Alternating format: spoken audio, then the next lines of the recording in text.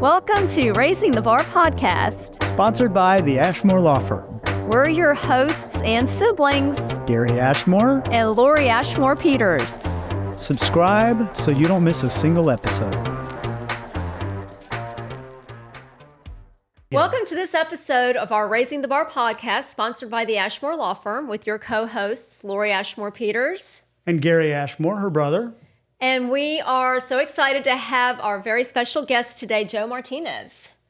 So we're going to talk a lot about financial stuff. So for many of you, it's exciting times that we're living in right now with the election behind us, regardless of political affiliation. We know that there are some things on the horizon. Thank you so much for joining us today. Okay, so wait. So Joe, you're with Krilogy, and you're going to tell us in a minute how that came to fruition. Because I know we've worked with you in the past, a long time ago, and it's been a great relationship. But we're going to try to keep this not as mundane as most financial people are, right? Are you saying talking numbers is mundane? Well, no, but we got to make it a little more exciting. We got to make it. We got to throw something in there so that people at least want to hear what we have to say, right? Or especially what Joe has to say. So, okay. Go ahead. I didn't mean to interrupt. No, I mean, that's fine. I know how you always start with, tell us where you were born, about your kids. So when did you get your first tooth? Give us. When was your first haircut? That's where Gary wants to start. Wait, I don't do the haircut. That's a good one. Where did you get your first haircut? No, okay. I do. Well, I'm going to digress for a second. So I was cleaning out some cabinets, this weekend.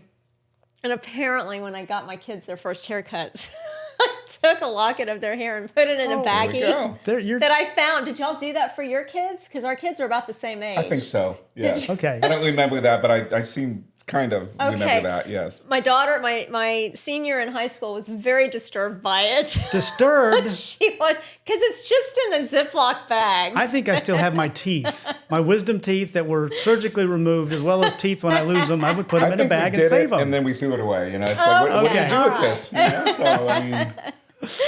You never know what you're going to find in the back of some of those cabinets. I don't know. Okay, so Joe, give us a brief history, where you're from, just to give us an idea. Are you born and raised in Dallas? And then kind of your progression as far as companies go, and then how you ended up or how you've created Krilogy, right? Yes. Okay, great. Well, so again, Joe Martinez. I'm originally from Denver, Colorado, and just a great place to grow up.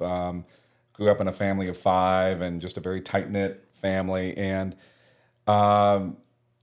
wanted to go out of state, ironically, for college. Went to TCU and met my wife at TCU, and really just stayed in Texas, ever since then. So I like to say, I'm not from Texas, but I got here as fast as I could. One of those folks. But I've come to love the state. I've lived in just about every major city in Texas. So I started my career in the banking industry. Went straight from an MBA at UT Austin to back to Dallas, and started in the banking industry and spent actually the first 20 years of my career in the banking industry doing mostly large institutional class commercial real estate loans. Okay. And I traveled all over the United States doing that. I was with JP Morgan Chase, and then moved to a large French bank called Societe Generale, and then I worked at a debt fund after that. And that was around the time when the real estate markets were really in big trouble back in the great financial crisis. But because all my clients were national, around in my 40s into my mid 40s, I began to think, I want to do more business locally and get to know people like you and the Ashmore firm, and just all these great opportunities to get to know more people locally. And so I knew I wanted to make a bit of a career change, and then I also wanted to get to know people better. I was in the institutional space so long, and it's very very corporate, very not a lot of relationship based opportunities, frankly. And even though I loved that and I was good at it, I knew that I wanted to do something more local and a little more relationship based. So I took on a certification called the Chartered Financial Analyst Program, the CFA program, which is extremely rigorous. And once I gained that certification, which takes 4 years, it gave me the confidence to say, you know what, I can just open my own investment firm. I can launch out on my own and do this. So In 2015, that's what I did. Okay. And started from, 0 assets under management as a metric in our business, which Right. my wife, of course, was thrilled about all this because we had a 6-year-old and a 9-year-old at that time as well. There you go. But I was 45 years old, and I knew that, Joe, if you don't do it now, you're never Right. going to do it. That's right. Because That's exactly right. we also waited 10 years after being married to start our family. Family. So I Okay. kind of knew, okay, it's either now or never. So I launched my own firm, and, you just kind of keep your head down, and slowly but surely we gained some clients. I had been in Dallas for 20 years, as I mentioned, and really just have always tried to be someone who was willing to help others. And so I like to say I made a lot of friends over those 20 years. Right. And certainly many of those folks came on as clients. As we grew that firm, we had the opportunity to work with Lori on really several clients. And Lori and the firm have just been, phenomenal partners. And my clients have given me great feedback about really every aspect of working with the Ashmore Law Firm. So it's been a nice collaboration there. In 2023, I began to consider just maybe doing something else with my firm. I wanted to take a little bit of risk off the table for my family. And, Right. and we had built a business here in Dallas that was successful. And a lot of companies from outside Dallas wanted us to join and began calling us. And so many folks reached out, but there was really not a fit with really all of the ones that reached out. Of course. And there's some great firms also in Dallas that I've also had relationships, and frankly, there was probably a little more fit with some of the local, great competitors in the market. So, but I always knew that, maybe joining forces with a firm outside of Texas would be a really interesting way to sort of continue on the path. And so, in February of 2023, I heard Krilogy's founder and CEO, Kent Scornia, on a podcast. So this is great, All right. great segue. And Kent talked about the leadership philosophy of Krilogy and the values-based approach that we take to everything we do, whether it's dealing with clients, but also coaching young people in the industry. And Krilogy is just an extremely unique company. And I was able to sort of absorb all of that out of the podcast. And so after listening to it several times, I said, I just have to call this guy. I mean, I just have to call him. So I picked up the phone. Right. Picked up the phone, called Kent, and funny enough, he called me back 5 minutes later, and we talked for 45 minutes, had a wonderful conversation. And coincidentally, we found out that the next week in early March, we were both planning to go on vacation to Rosemary Beach, Florida.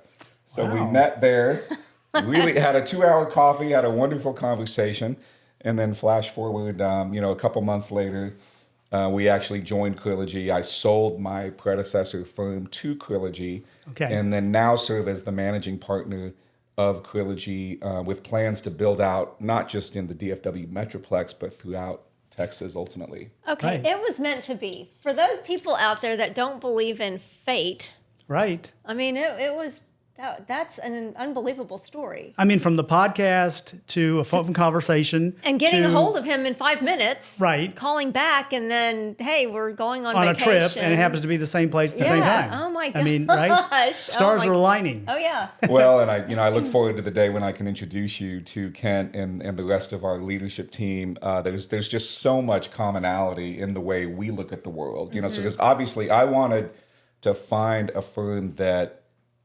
matched my values at a very deep level. Right. Yeah. And I mean, I think you're right, Lori. I think it was fate that, not only did I find them, but that we were just so closely aligned. And so a really important part of the story as well is that I became a partner at Krilogy, and we have another partner in Dallas, Kristen Foman, so she moved down here in 2020 and began meeting a lot of people in Dallas. And she is actually homegrown talent with Krilogy. Started straight out of college and really has just been really successful. And so when we came in, she was able to get us acclimated And I mean, I couldn't ask for a better partner in Dallas as far as building out, not only building out a team, but just building out the whole platform and adding team members. And it's been a fun ride already. So where's Kent from? Where does he live? Yeah, Kent is from St. Louis, Missouri. We're based in St. Louis. Krilogy is a $3.5 billion registered investment advisor. We're an independent RIA, which means we don't have a big corporate entity sort of dictating to us which investments we can offer to clients. And a lot of red tape and that's nice. Yeah. So we're completely independent, and in the financial advisory space, that can be a powerful thing as far as just having a lot of latitude to do whatever I feel is best for clients. Right. No, I think that's huge, and same with what we offer here as far as boutique services. You're not a big corporate downtown law firm, and you don't have to get all these approvals by the shareholders and the partners and. No, it's Lori and I. Or give me the names, and it'll take me a week to do the conflicts check to see if we can even move forward. Right, I can do it in 3 minutes. I mean, you're talking to the guy that makes the decisions, me or Lori, and so it's like, okay. So yes, it does have advantages, and I can only imagine, especially in the financial industry, because it is so corporate nowadays, and you don't get guidance. You either do it on your own, do it yourself. And you're signing up with a big corporate company that's online that says, here, do it, and you never talk to anybody, or the corporates like you're talking about where you have to go through all the red tape just to get anything done or a question answered. So yeah, no, kudos to that. So I'm sure your wife was very happy when you made that move. She was, and it's been, I mean, she sees how happy I've been, really, too. I mean, not that I wasn't happy doing it on my own, but the exciting thing about Krilogy is that it's given me some additional capital to grow. Right. We have in-house tax expertise, which is really nice. We will actually file a tax return for a client as part of our services. And so we don't offer that to every client, but if they want it and we think it's a good fit, some of them really need it and find it helpful. We actually have in-house estate planning expertise as well. And we use those folks sometimes, depending on the client. Once again, it's not like we want to compete with every CPA and a state attorney out there. Right. But when you even when you have a question about a document, for example, it's nice to just have that expertise in house, or about changing tax law or estate law. It's really nice just to have some of that expertise in house, because we find that when we sit with our clients, we shorten that distance between the client and the expert by having that expertise in house. Which, I mean, you know what, it's nice, and I always tell people you have to do what's in the best interest of the client. Mm-hmm. I mean, if a potential calls me, I don't just say yes. It's just, you got to have that fit. And so, absolutely, what a great resource to have, and it's all in-house, and it's quick, and it's easy. Yeah, and frankly, those services have been so popular that they're sort of oversubscribed, So I couldn't go to them with 5 new estate plans anyway. So I still need to call Lori. There we go. Hey, call me. So, we can take care of it. Same on the tax side. I mean, having it so integrated, it's been really nice to have that. But yeah, no, we still, and at the present time, we don't have that expertise in Texas yet. I think at some point we will. Mm-hmm. But, you obviously, there's some intrastate issues there too. So. Right. But a lot of it, I mean, just to have that resource with the federal side of things is, I mean, that's unbelievable. So I guess we met in 2015, 2014, somewhere around there. So I can't, knowing you, how I know you, I can't imagine you working at a bank in commercial. Yeah, it was you're very much of a people person. So. Yeah, I was very it's funny because I mentioned, I worked for a debt fund from 2007 to 2010, and that was when the market was going down. And that was when really, if you were a lender, you were essentially a workout person, which means you had to be really mean to people, Right. That was, pretty big challenge for me because I'm a pretty nice guy, but I used to say there were a lot of difficult conversations involved, that I would have to get into. But I mean, that certainly gave me a lot of business background, and I mean, what a privilege to work and transact with, just some super successful people within Texas, and then even have to, negotiate some difficult, arrangements with them. But I'm so glad I did that, and then kind of moved on to this next phase. And yeah, you all were kind enough to, join us at, some events that we Right, have right. for Oh, our yeah. firm. And, That's right. you've always been there kind of cheering us along, the Right. whole way. So this is just the latest chapter in that story. So Absolutely, absolutely. great. So your two kids are still in high school, but do either of them show any signs of, hey, Dad, we think we like what you do for a living? Dad has been encouraging that, trying to be a little coy about it, but I'm pleased to say I think our oldest wants to study finance, so that's Okay. probably the That's first good. step. And within the umbrella of finance, I'm trying to help him understand, the different pockets and maybe even, what is attractive about what we do. So we'll see. I'm trying not to be, too overbearing on that. Frankly, I'm happy if he'll go out and play golf with me. Right. Right, that's good. I That's right. almost am more passionate about him being a golfer than Right, a than the financial finance. advisor. Oh my Right, gosh. Oh my gosh. So, with the technology that, we've seen a lot of change just with technology lately and now even AI. Yep. With everything that's going on right now, does it affect your business? Does it have an impact, or what kind of an impact does it have with your business? And is it for the better or worse? Well, that's a great question. I think we've certainly seen some impact. I know with AI specifically, I think the place where we've probably seen it applied most deeply currently is probably in the hedge fund space, where people are making some automated trading decisions and algorithms trading stocks. I think, what's interesting about the financial markets is that with any trade, you've got a buyer and a seller. So there's the AI is working on both sides of that trade, both Right. long and short, if you will. So the one thing that never changes is that the markets are very efficient. And so for everyone that wants to take one side of a trade, there's always someone that wants to take the other side. So you could argue that AI will make the markets even more efficient. Okay. And so efficient markets are good for investors. I think it's because then we don't want stocks to get too overvalued and for there to Right. be too much optimism in the market. And so you could argue that it's sort of a healthy thing. As far as the wealth management space, it's a really complex space with a lot of different things we do for clients. And there's a lot of firms that are trying, using AI to record meetings and help us, have a summary of a meeting. Right. And so I think for the most part in wealth management, we as an industry are trying to figure out, okay, well, are clients comfortable with us recording that meeting? And, Yep. we definitely want clients to feel comfortable about what they're doing with Right. us. So I Right. think in our industry, we're taking a pretty slow approach to applying AI just because I think the public is a little bit concerned about it in general, frankly, right? Yeah, of Oh, yeah. course. Of Yeah. course. All right. So who's your ideal client?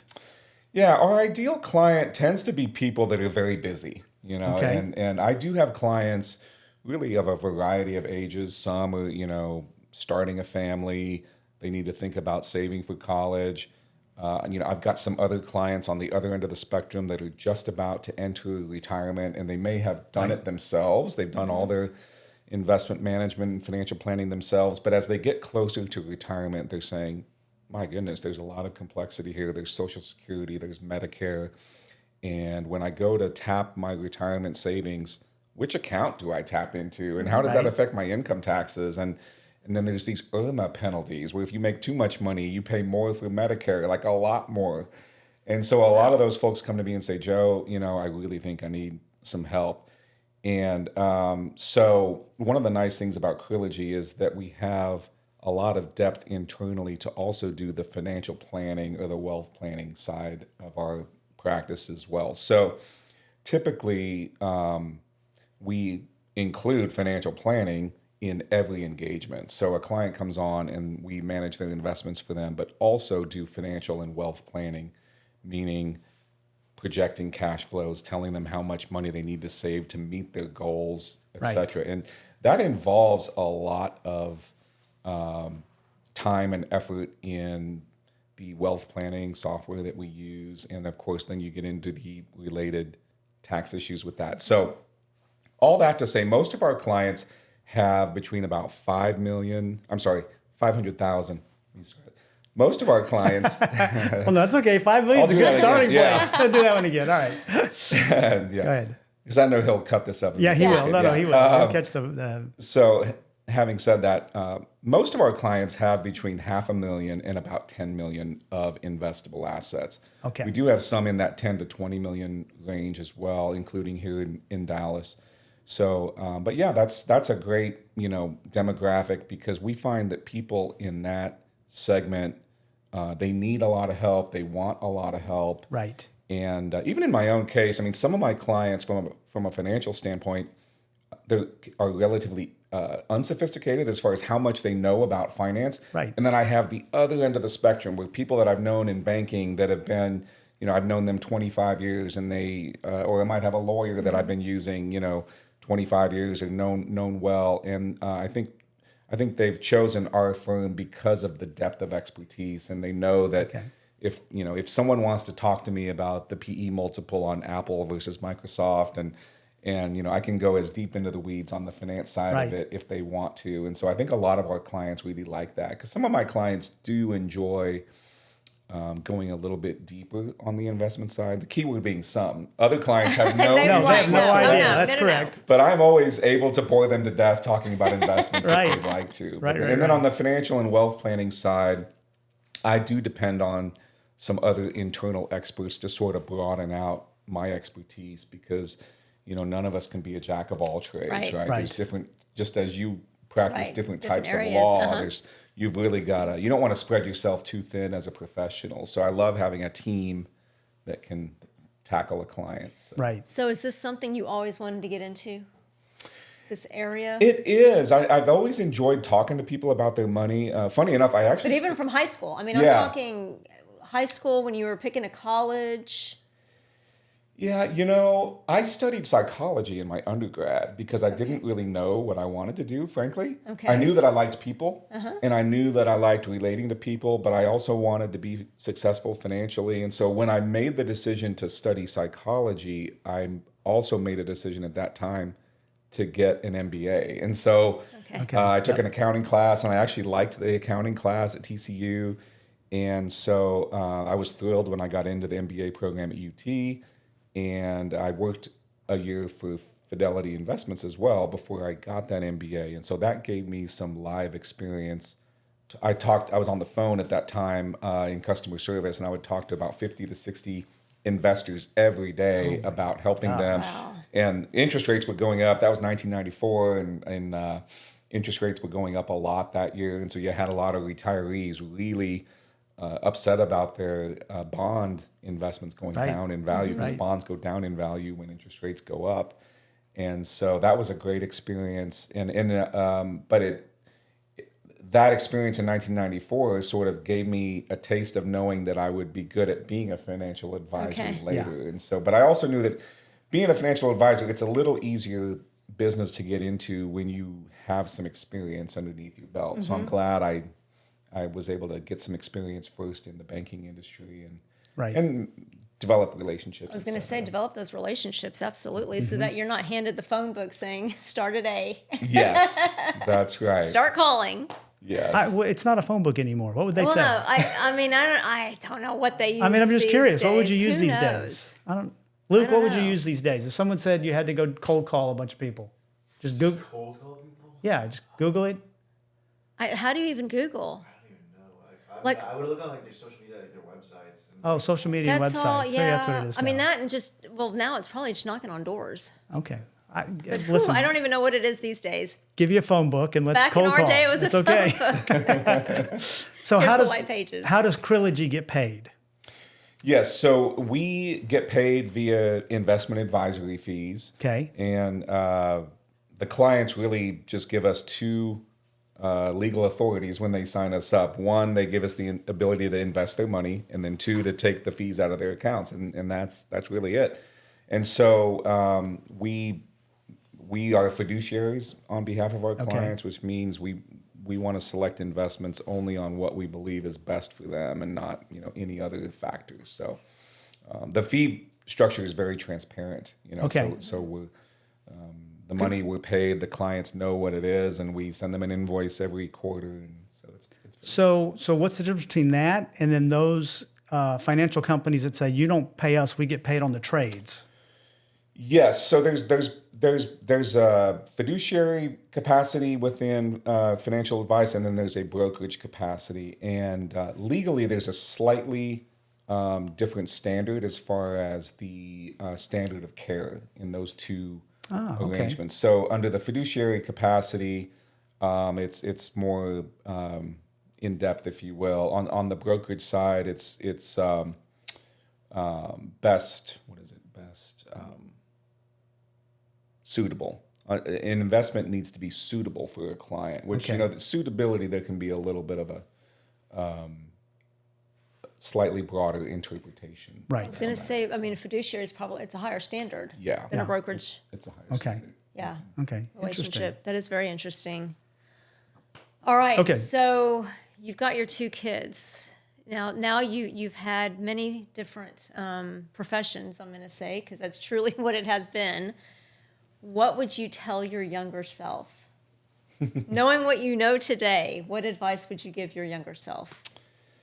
Yeah, as I get maybe a little bit of wisdom. I mean, I feel a little cautious saying I've gained wisdom, but I have been around a while. Yes, right. Yeah. I would actually advise myself to work hard and put a lot of effort in, but just to not be so stressed out about it. You know what I mean? Right. I think we all, if you're conscientious and you have some expertise and you're diligent, especially in a wonderful state like Texas, you're probably going to do just fine. Right. So that's really the message I'm trying to deliver to Yeah. my high school seniors, that, no matter where you go to college, you're going to do very well because he's a great kid. He's diligent. He's very nice, and he presents himself well. And so, as a financial person, I'm sort of genetically inclined to worry about things. That's what I do for clients, right? Of course, you do. And so, but I, in time, I kind of realized, I've been able to save some money. I've been able to, do some things just because I've always been very diligent and methodical. Right. But yet, while also starting my own business. So, and I try to bring a little bit of that to clients as well. Sort of the I don't know if ambition is the word, but like just a confidence that they can do some things with their life and with their money that may be a little bit off the beaten path. Right. Just a little outside the box. Yeah. Absolutely. And because I think a lot of people want to maybe consider something a little bit different. And they're sort of, they might even feel a little bit stuck in what they're doing, but they're so concerned about their financial future, Right. and taking care of their family, taking care of their loved ones, maybe even taking care of their parents. And so they've got a lot of financial responsibilities, and they may need an outside expert to say, well, no, you can buy this vacation home. You can start this boutique. Yeah. You can switch careers if you do this and this. And so that's probably the part of my job that I enjoy the most, is because there's maybe a little bit of a misconception about what we do as financial advisors. And again, there's so many good financial advisors out there. We are not just about managing the money. We are about helping the clients figure out what they can do with their life, and how does their money impact that? And do they want to leave a legacy in their estate? And if so, how do they do that efficiently? And do they want to have their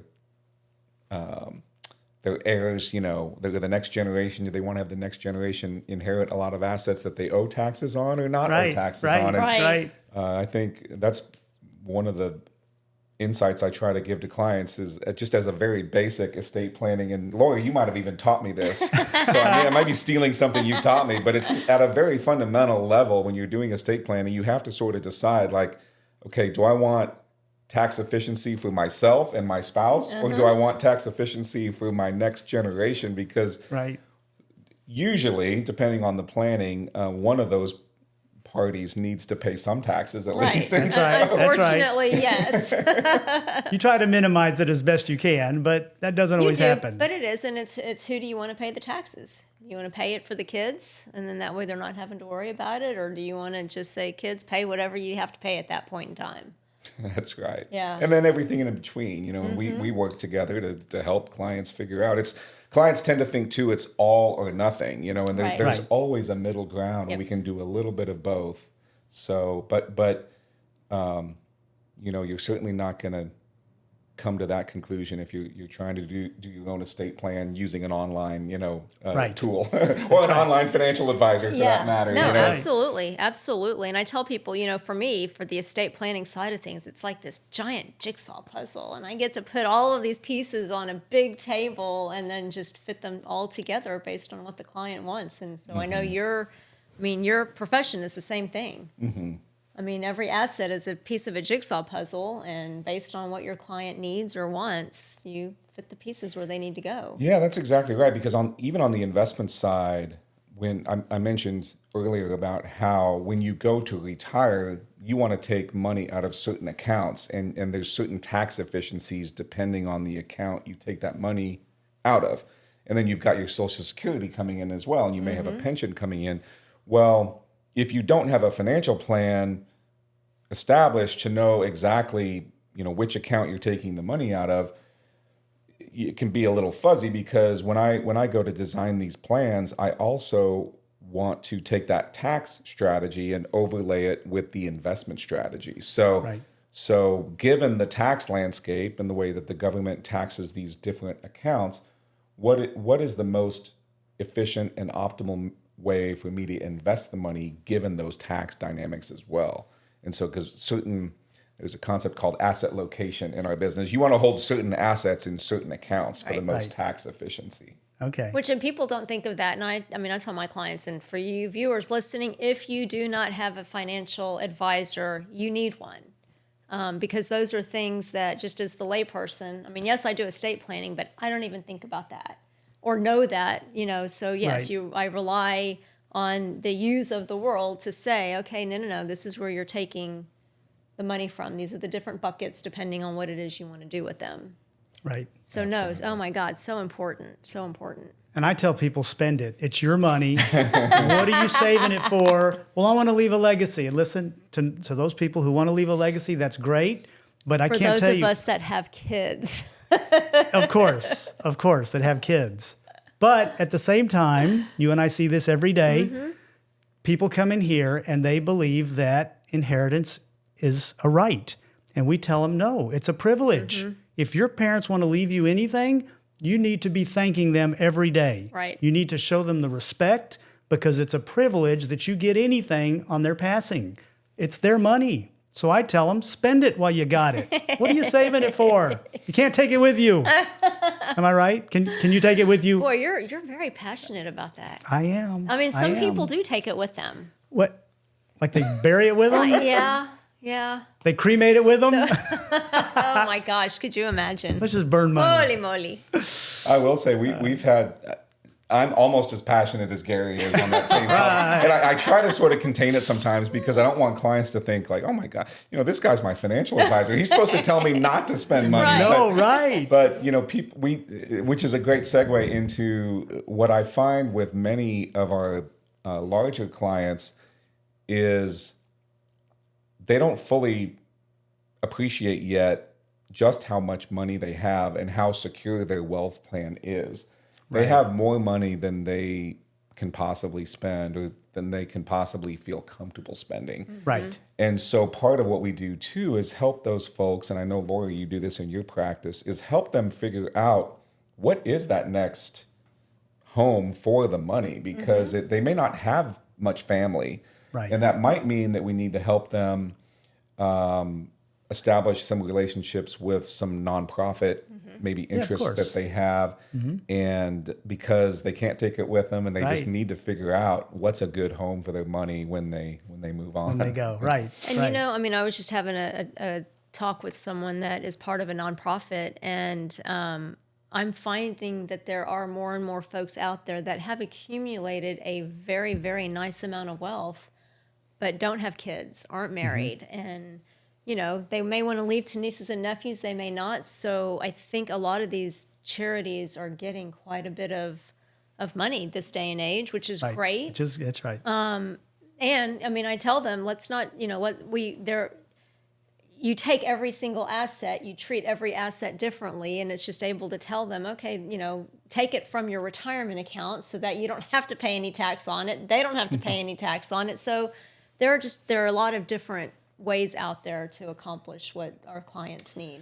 Yes, and also I think something that's helpful for clients to sort of consider is they don't necessarily have to choose the nonprofit right now. So there are foundations out there that do nothing but help families with these decisions. Two that come to mind here in Dallas are the Communities Foundation. Right. Yeah. That's right. And then the Dallas Foundation. And they have whole teams of people Right. who, what I love about what they do is if you have an interest in a certain philanthropic area, they will, but you might have a favorite charity in that space today, but you don't know if that's going to be a good charity Right. 30 years from now when you pass. Well, these community foundations will help monitor that relationship. If charity A is no longer a great home for that money, they can keep it within your same objective, but maybe move it over to charity B. And I think that's a really powerful thing. It's powerful. So we had Calvert, who is with the Communities Foundation, on our podcast, and I mean, I didn't even know. I mean, she's she's Very like, you informative. take a 30-second quiz, and where your interests are, and they have like over 2,000 charities that they that are housed, I guess, with them or under them, and I mean, it was just Very that makes informative. it very easy. Yeah. Yeah, it It does. definitely makes That's it for very sure. easy. Well, this has been so wonderful. Okay, so one of my last questions is, you've got, 2 teenagers. How in the world do you talk to your teenagers about saving money, spending money, and investing money? How do you talk? Because I'm sure you've had these talks with your kids. Well, that's a great question. I think first of all, they both want credit cards. Oh yeah. And my wife and I are sitting there saying, "Wait, why do you need credit cards?" And they both say it's because they need to establish credit. And we keep telling them, credit card companies are gonna be more than happy to give you credit. So let's tap the brakes on that a bit. So I'm a big fan of debit cards myself. I mean, I know you can't get as many points and all that stuff, but I think a lot of people don't realize that they have done scientific studies that when you're paying with a credit card, you spend slightly more than if you use a debit card. Now, having said that, of course, I use a credit card, on occasion. And I do like to get points and miles like everyone else does. Of course. But I also believe that you spend a little bit more when you do that. So I find that I'm a little bit more cautious with the debit card. And so that would probably be my number one lesson. I tell my kids, you're a debit card kid, and then they send us a text saying they're out of money, and so then That's right. we need to give them more money, and so at least there's a speed bump there on the way to spending more money. So that's what we've designed, and I think I've been so busy building my business that I would love to do an even better job with my kids. We've got some new programs underway to get our kids in line, but no, I mean they both spend pretty responsibly, honestly, and so now that we're moving on to college, it's about to go to a different level. Well, it does, and I know. I mean, when we were in college, and I know it was for me. Mom and dad would say, okay, you have X amount of dollars, and if you choose to spend it all the first week, you're on ramen noodles and Taco Bell for the next 3 weeks. 3 weeks. I have a practice I call one-time budgeting that I think has always been a lot easier for me to apply, which is that, if I have a goal, let's say of saving $6,000 a year towards something, well, I will put an auto debit in place for $500 a month, and it's coming out of my bank account. And so it's kind of the pay yourself first mentality. And really, I found that, I do a one-time budget and I say, okay, these are my goals. I'm going to automate the progress towards those goals. Right. And then I'm just going to spend whatever's left. It's kind of what is the simple approach I've tried to take because, and I find this with clients too, no matter how hard we all try, only a few people out there really want to go through line item by line item how much they spend on every single little thing. So if you use my one-time budgeting approach, at least you're saving first and you're paying yourself first, right? And then you spend the rest of the money, right? Of course, which sounds a little unusual, but I found that it's a great way to meet your goals. Yeah, that absolutely. Is good. That is good. Absolutely. Okay, so obviously our name of our podcast is Raising the Bar. So how do you feel that you either professionally or personally raise the bar? I love that question. I thought a lot about it. The thing that comes to mind for me is being a better listener. I think I've always thought I was a really good listener, and I think that's part of the problem. I was overconfident.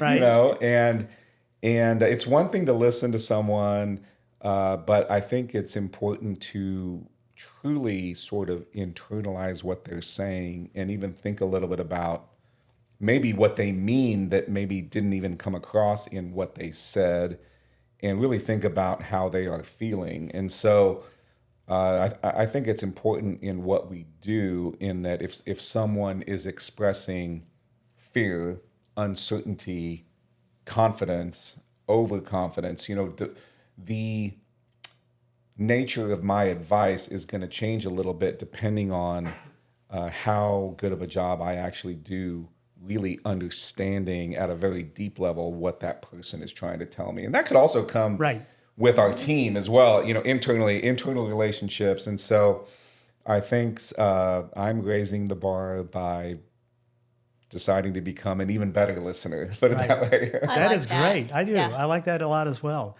And I think from an attorney's perspective, and certainly from when I do a lot of family law area, is so many attorneys, they'll hear, client comes in, they need a divorce. Oh yeah, well here's what you need to do.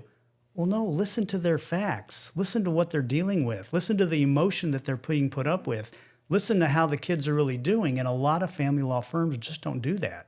So I believe when they come to us, we're giving them the small firm, the boutique experience where it's all about service and it's all about listening. So that's huge. I think that's great advice, of course. I think absolutely. Stephen Covey wrote a book, and in there one of his big pillars was, seek first to understand and then to be understood. You know? And I think we're all guilty sometimes of just thinking about I need to get this point across, because we're professionals, we're experts, and clients are expecting us to deliver that expertise. But to your point, as you stated it, Gary, we need to just, even clients feel a little more comfortable, I think, first if we fully make sure that we've got all the issues on the table. And sometimes that takes a fair amount of time too. And I've always prided myself on being an advisor that is willing and able to take that extra time with clients. That's right. That's true. No, that's incredible. I'm a Covey fan as well. He's written some amazing books and has quite a bit of insight. Yes. That's for sure. Although, I don't know, I will say that there are times where I have to get my point across because the older I get, if I don't say it, it's gone. Right? I'm not going to remember it. Yes. Let me just say this real quick or write it down and then keep going. Let's listen some more. Right. All right. That's great. All right. Well, thank you so much for joining us on this episode of Raising the Bar. Yep. And we look forward to just having more with you. Thanks to our sponsor, the Ashmore Law Firm. We specialize in probate, estate planning, family law, guardianship, personal injury, and civil litigation. You can find us at ashmorelaw.com. Or by calling us at 214-559-7202. Again, that's ashmorelaw.com. Or calling 214-559-7202.